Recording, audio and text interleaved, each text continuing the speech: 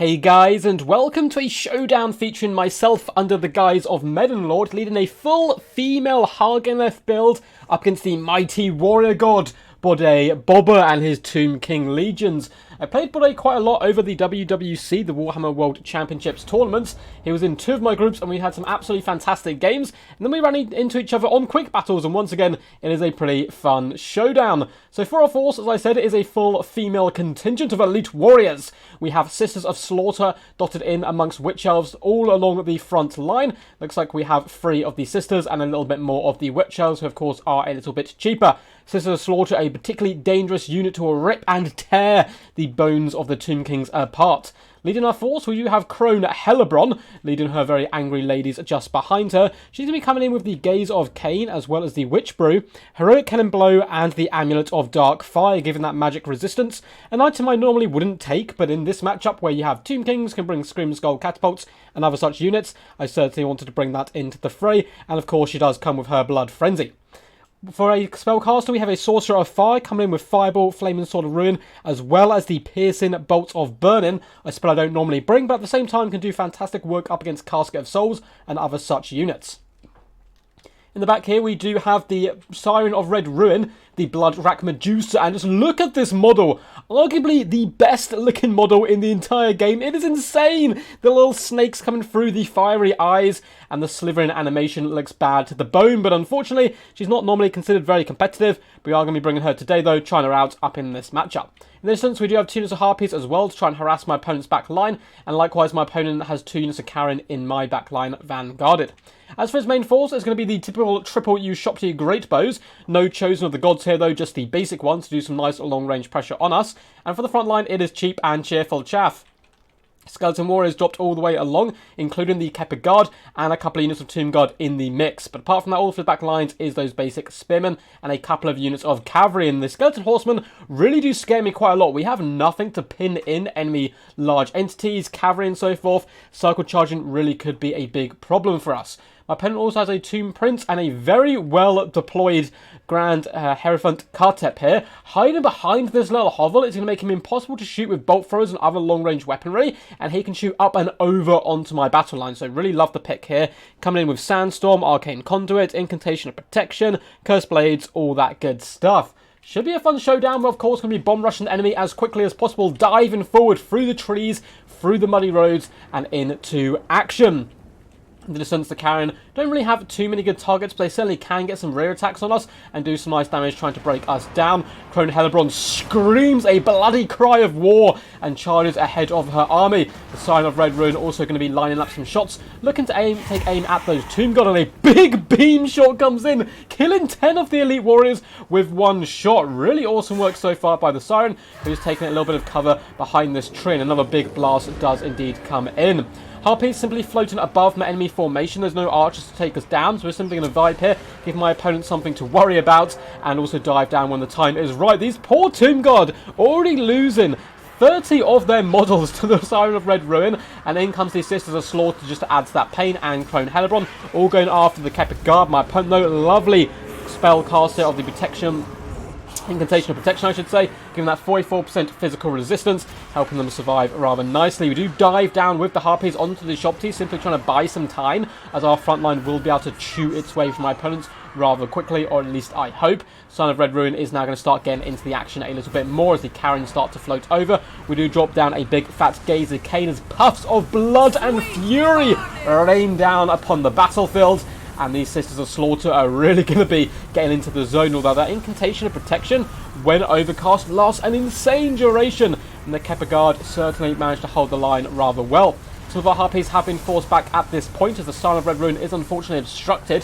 She does suffer from that problem a little bit. And the Karen are going to dart in on her from the rear. She's going to be a big fan of that, slithering away and trying to do a little bit of damage as she goes. She's kind of bounding out to this flank, as I'm really scared of that Tomb Prince hunting her down. Opponent is going to come in with a glorious Sandstorm. We do have a big Flaming Sword of Ruin going down on all 3 of these units, chewing their way through the enemy. Although my opponent's done a good job so far protecting his triple Ushopti in this back line. 1 unit of Witch Elves has managed to sneak through, however, which is really good news for me.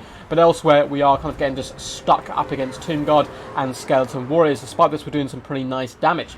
Ushopti Summoner has been made in the rear. They're going to be charging into the Sisters of Slaughter and this left-hand flank, trying to crumple it before it pushes through. You can see Skeleton Horsemen were committed to the fray and unfortunately rampaged. The Siren of Red Ruin is actually going to be slithering all the way through, having lost one of its tails, which was, of course, the Tomb Prince, hopping on top of the Katep here, doing some really nice damage to him as he starts to try and float away, and Horseman and Karen desperately trying to rescue this situation down here. Unfortunately, we do have a little bit of a bug in the game. I was trying to drop the piercing bolts over here for a good 20 to 30 seconds, and it just wouldn't go. So eventually I tried clicking off it, and then we cast it in the middle of nowhere. So far, the Sorcerer's Fire not had a good day. Shot by Ushopti, and then miscasting all over the place. Crone Hellebron, though, is going to be getting in here with her really awesome animation, slicing and dicing, slaughtering 3 or 4 skeleton warriors there per hit. 47 kills so far, done a good display. And in the background, the Tomb Prince is going to be hunting down our Sorcerer of Fire. So we're going to do a little bit of a trick here. We're going to lure him in, whip around his flank, and then get him in the mix of double Witch Elves, so you can pin him in place, and more importantly, rampage him out of control, saving our Sorceress, and managing to escape the clutches of the Prince a little while longer. While trying to slowly push our way into the back line, Triple Ushopti are still all online and looking pretty healthy all round. Siren of Red Ruin did get in the back line, do some nice damage to the Grand Meister himself, but is now going to have to fall back. We have a ton of ammunition left, so I want to try and escape behind this house over here, and therefore the Ushopti won't be able to get us, and we can do some decent damage. I just heard a lady scream, "Spill their guts!" They don't actually have guts, they are undead. Sisters of Slaughter get absolutely bamboozled by a sandstorm coming in, but continue to cut their way through the guard, who have been a really solid linchpin in the centre core of my opponent's build the game so far.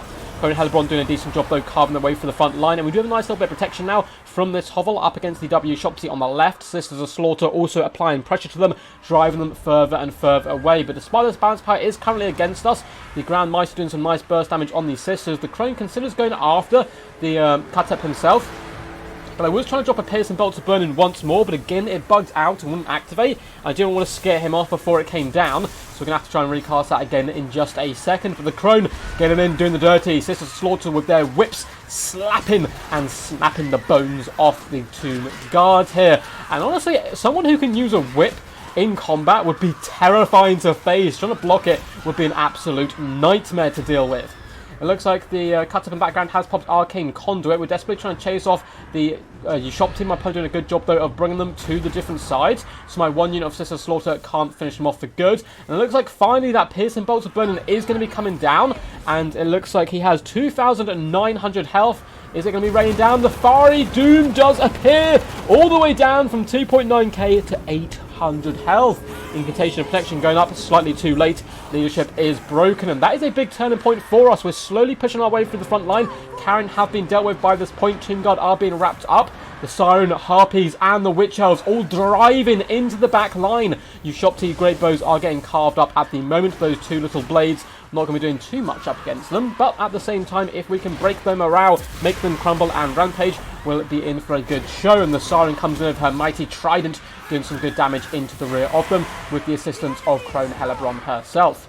In the distance, the Sisters of Slaughter have managed to catch up with one of the units of Ushopti and beat them down into a pummel. And in the background are rallying Harpies, who sacrificed their lives early on to distract the Ushopti, are here to get a little bit of revenge and try to make the score correct again. But it looks like, unfortunately for them, they're actually going to get beat back and terrified once more, but still a decent distraction, no doubt, allowing me to catch these other units and slowly put them to the sword. Unfortunately, the Siren has been forced off at this point. Pretty fun unit to use, honestly. The Medusas in general can be used as a kind of weird hybrid kind of ancient salamander, but also combat unit at the same time, and certainly did some decent job. Doing some early burst damage onto the Tomb Guard was really fun. Both units of Ushopti are trying to fight in, focusing down our characters like the Sorceress of Fire and Crone Hellebron, doing massive burst damage to her, but the ones on the left eat a fireball to the face and are crumbling really badly, and the last unit is now surrounded by the screaming ladies of the Dark Elves, and a Pyrrhic victory for the Dark Elf forces. Really fun game, very well played to my opponent. We were just having some fun here. He said he was learning Tomb Kings, so I thought I'd bring something a little bit interesting on a quick battle replay. We will be seeing more of Bobba as well on the channel. He sent me some really cool replays, and I'm certainly looking forward to casting them in general. Yeah, this was some pretty insane stuff. Hope you guys enjoyed. I will get to damage value, damage dealt, and all that good stuff in just a second. But if you enjoyed, feel free to hit that thumbs up button. It really does help push the channel out to meet more people. And you can subscribe as well if you haven't already. We do drop new videos every day, as well as a couple of streams. Maybe even a stream today, depends how I feel. I'm going to be doing all of my weekends videos in advance this week. So yeah, if you guys also want to support the channel in any way, there is a link to my Patreon down below, as well as a link to my Discord. You can hop in there, send me replays, get involved in the tournament scene, see a load of pictures of ducks, and hone your own skills. But as I said before, very well played to Bobba.